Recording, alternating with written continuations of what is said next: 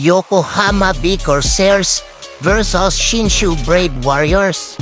Kumusta mga idol? Please subscribe, like, comment, and share. Entering of first quarter, ang ating pambato na si Kai Sotto ang unang makakapagtala ng puntos para sa Yokohama B Corsairs. Nakuha ni Kai Sotto ang rebound. Siya na rin ang nagtawid ng bola. Pasok ang floater ni Kai Sotto, nag-bounce pa ang bola, buti na lang pumasok. Mabibigyan ng 2 free throw si Kai Sotto. Foul ang import ng Shinshu Brave Warriors. Naipasok parehas ang 2 free throw ng ating pambato na si Kai Sotto. Another 2 points for Kai Sotto, outside shooting. Butata ni Kai Sotto ang tira ng import ng Shinshu Brave Warriors. Talsik ang bola. Naipasok naman ng kakampi ni Kai Sotto ang dress. Butata ulit ni Kai Sotto ang import ng Shinshu Brave Warriors. Under 3 minutes, pinahinga muna si Kai Sotto. End of first quarter, 25-18. Abante ang Shinshu Brave Warriors. 2 minutes and 36 seconds ng second quarter, ipinasok si Kai Sotto. 2 na ang foul ni Scats. Pasok ang 2 points ni Uthoff na may kasama pang foul. Meron ang 10 points si Uthoff.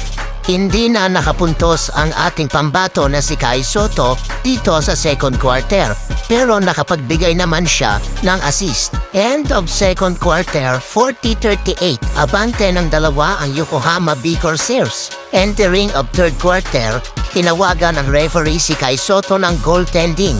Pero hindi naman pumayag si Coach Taketu. Pina-review niya sa mga referee. Pero sa tingin ko dito, walang goaltending. Hindi pa tumatama sa board at mababa pa ang bola. Kaya naman ang desisyon ng referee ay no count. Bola ng Yokohama B Corsairs. Ang ganda ng fast break ni Sodu sa ating pambato na si Kai Sotto. Finish 200 down. Meron ng 10 points si Kai Sotto. Halos pasok na ang tira ni Uthoff. Pero sinigurado pa rin ni Kai Sotto. 200 down.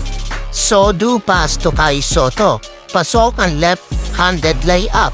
Under 5 minutes ng third quarter, pinahinga muna ulit si Kai Sotto. Bago matapos ang third quarter, nakapuntos pa ang import ng Shinshu Brave Warriors. Finish 200 down. Pero abante pa rin naman ng isa ang Yokohama, 55-54.